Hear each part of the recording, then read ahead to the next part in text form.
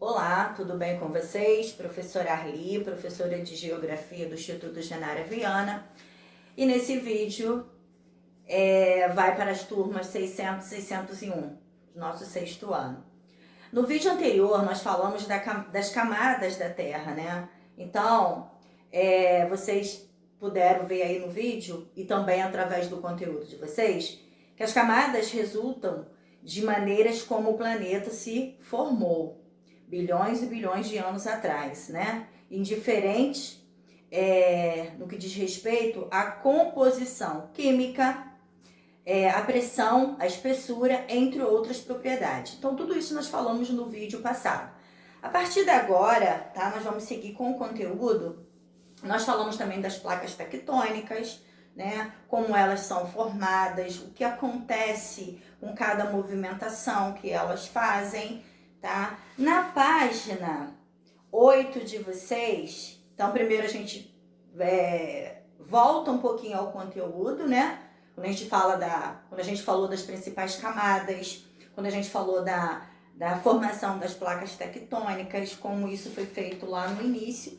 E na página 8 do conteúdo de vocês, tem aí movimento das placas tectônicas, tá? Então vamos ver um pouquinho o que é isso. Dentre os movimentos realizados pelas placas tectônicas, podem se destacar 3 movimentos.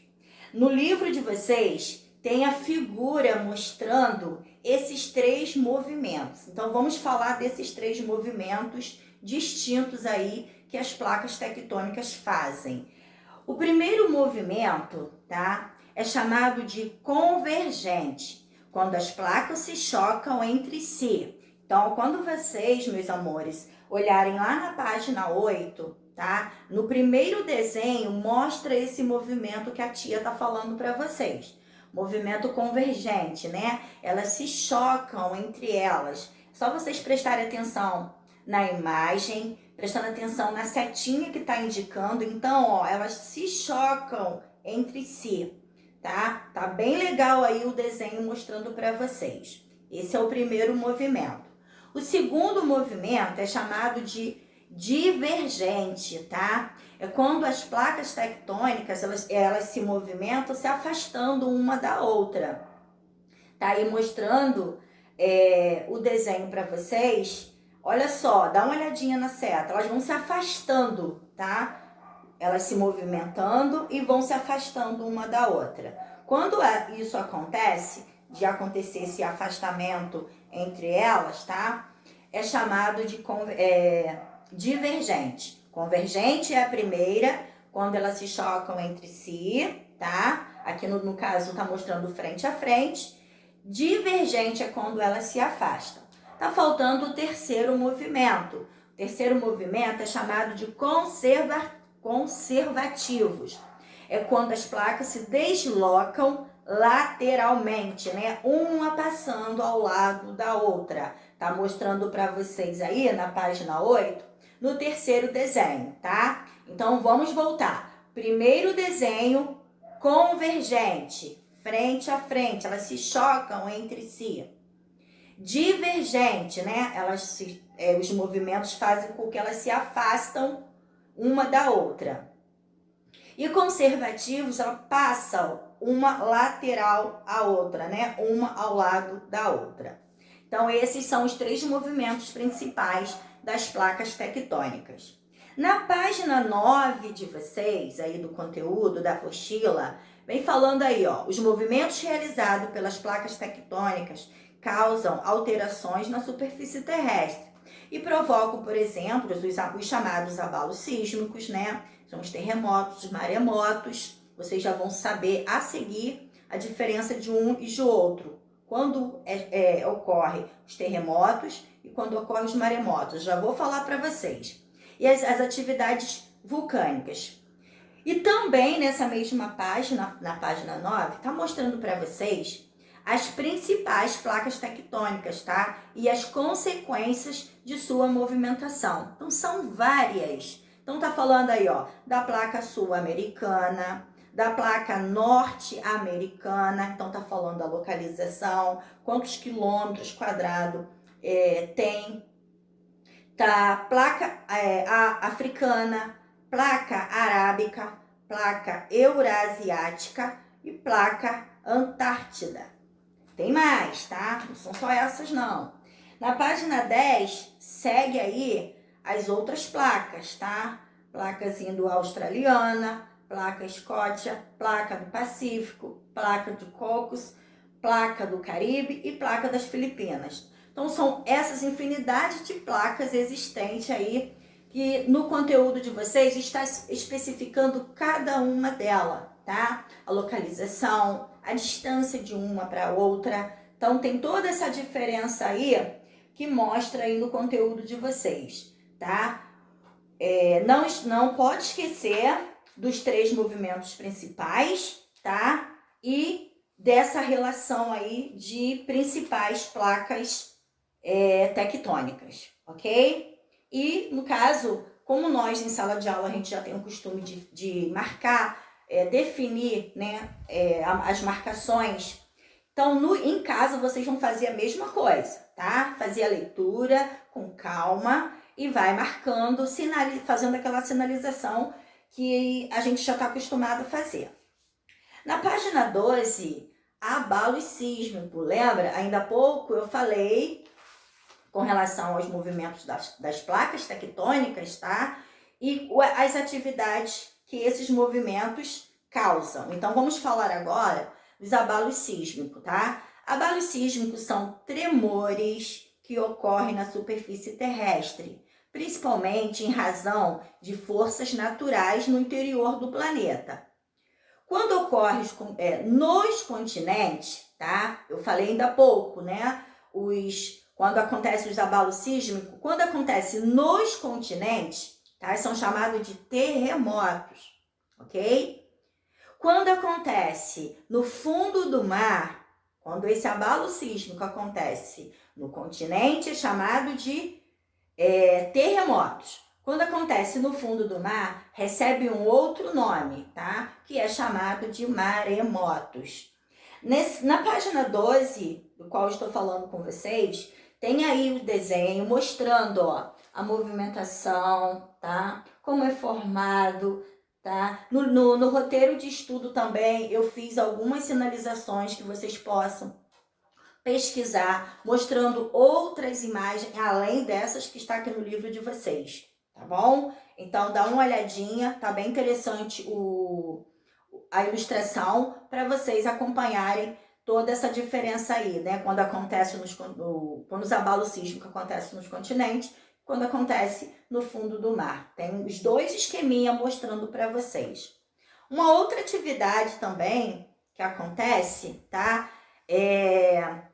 Dentro aí dos abalos sísmicos, olha só, gente, na página 13, tem um outro esquema mostrando, tá? Quando isso acontece, as falhas desses abalos. E tem uma escala, tá? Uma escala que mostra aí, ó, maiores terremotos registrados no mundo. Então, tem o ano em que esses terremotos aconteceram, né?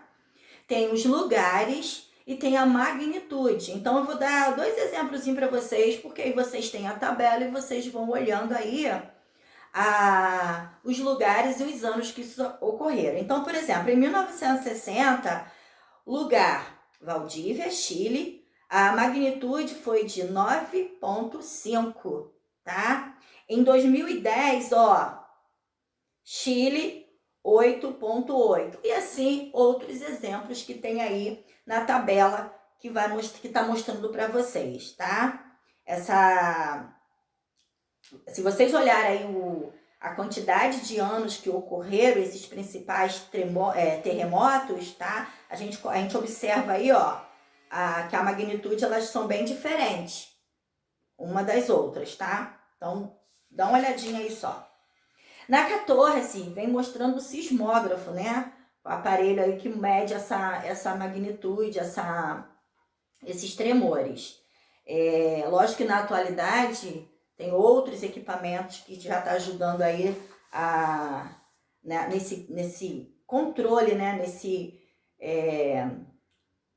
medir essa magnitude. Não é só o sismógrafo, né? Hoje já existem outros equipamentos.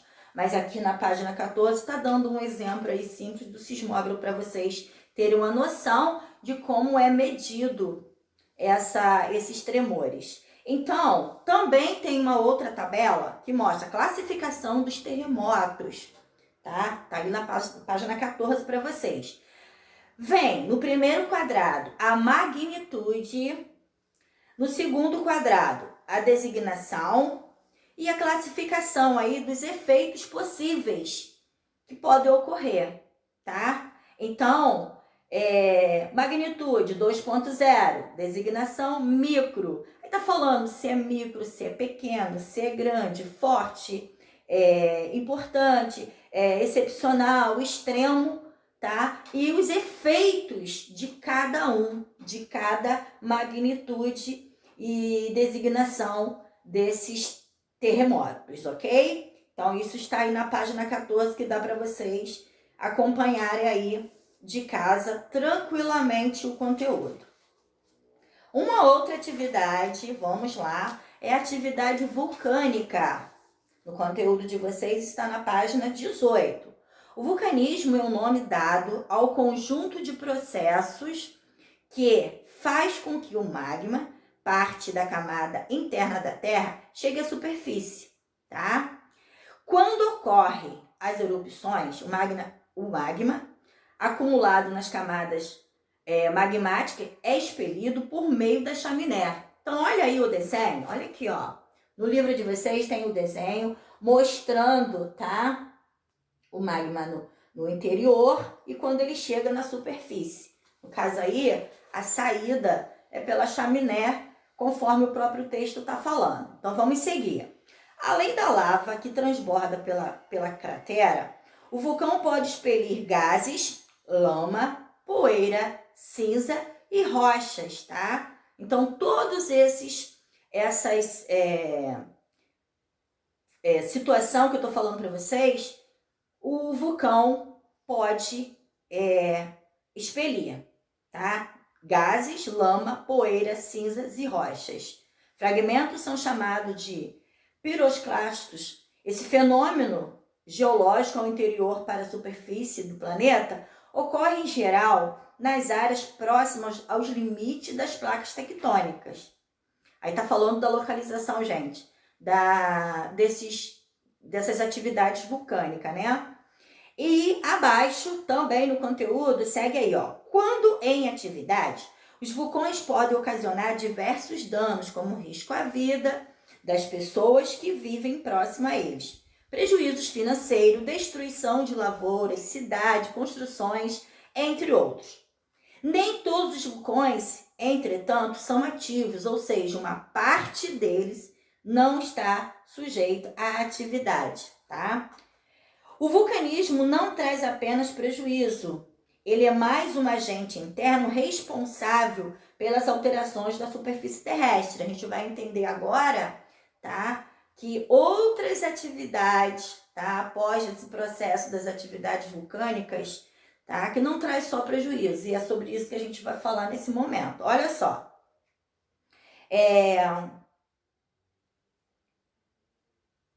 O vulcanismo não traz apenas prejuízo, ele é mais um agente interno responsável pelas alterações na superfície terrestre. Ao alcançar a superfície, o magma é chamado de lava, que após o seu resfriamento dá origem a rochas magmáticas, que você já estudou, tá? Em sala de aula comigo, mas à frente tem um capítulo que vai falar só de rochas, tá bom? Nesse capítulo a seguir, a gente vai falar aí dos tipos principais de rochas, tá? Rochas metamórficas, magmáticas, mas isso a gente vai falar no próximo vídeo, tá? Então vamos seguindo, ó. Com a ocorrência após o resfriamento, tá? São acumulados sobre os mais antigos.